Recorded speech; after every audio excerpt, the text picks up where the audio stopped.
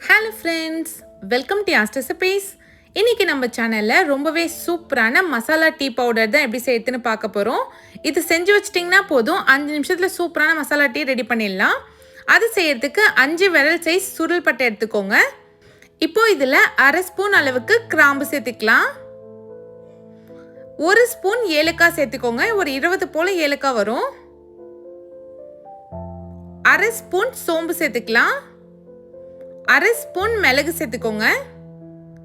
ஒரு சின்ன துண்டு சுக்கு சேர்த்துக்கோங்க. சுக்கு வந்து இந்த தோல் எல்லாத்தையும் கட் பண்ணிட்டு சின்ன சின்ன பீஸாக கட் பண்ணி சேர்த்துக்கலாம். சேர்த்துட்டு கேஸ் ஆன் பண்ணிட்டு இதை ஒரு நிமிஷத்துக்கு வறுத்து எடுத்துக்கோங்க.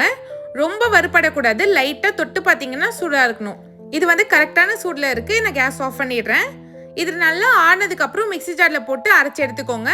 ரொம்ப ஃபைன் பவுடராக அரைக்கக்கூடாது, இந்த மாதிரி கொஞ்சம் குறைன்னு அரைச்சி எடுத்துக்கோங்க. அப்போ தான் டீ பவுடரில் கலக்கிறப்போ ரொம்ப நல்லாயிருக்கும். இப்போ இதை அரைச்சாச்சு. நான் இன்னைக்கு 1/4 கிலோ அளவுக்கு பிளெயின் டீ தூள் எடுத்திருக்கேன். என்ன பிராண்ட் வேணாலும் எடுத்துக்கலாம். நான் 3 ரோசஸ் எடுத்திருக்கேன். இதோடவே நம்ம அரைச்சி வச்சிருந்தோம்ல பொடி, அதை சேர்த்துக்கலாம். சேர்த்துட்டு நல்லா மிக்ஸ் பண்ணிக்கோங்க. நான் இன்னைக்கு வந்து 1/4 கிலோ டீ பவுடருக்கான ரேஷியோ தான் சொல்லியிருக்கேன். நீங்கள் 1/2 கிலோ செய்றீங்கன்னா அப்படியே டபுள் பண்ணிக்கோங்க. பாருங்கள், சூப்பராக மசாலா டீ பொடி ரெடி ஆயிடுச்சு. இந்த டீ பவுடரை நம்ம எப்போவுமே நார்மலாக எப்படி டீ போடுவோமோ அதே மாதிரி தான் டீ போடுறோம். பால் தேவையான அளவுக்கு ஊற்றிட்டு 1 ஸ்பூன் டீ பவுடர், தேவையான அளவுக்கு சர்க்கரை சேர்த்து நல்லா கொதிக்க வச்சுட்டு வடிகட்டிடுங்க. இந்த டீ வந்து நல்லா ஸ்ட்ராங்காக வாசனையாக சூப்பராக இருக்கும். மார்னிங் குடிக்கவே அவ்வளோ நல்லா இருக்கும். நீங்களும் இதை உங்கள் வீட்டில் கண்டிப்பாக ட்ரை பண்ணி பாருங்கள். இந்த வீடியோ உங்களுக்கு பிடிச்சிருந்தா மறக்காம ஆஸ்ட் ரெசிபீஸ் சேனலை சப்ஸ்கிரைப் பண்ணிவிடுங்க. தேங்க்ஸ் ஃபார் வாட்சிங்.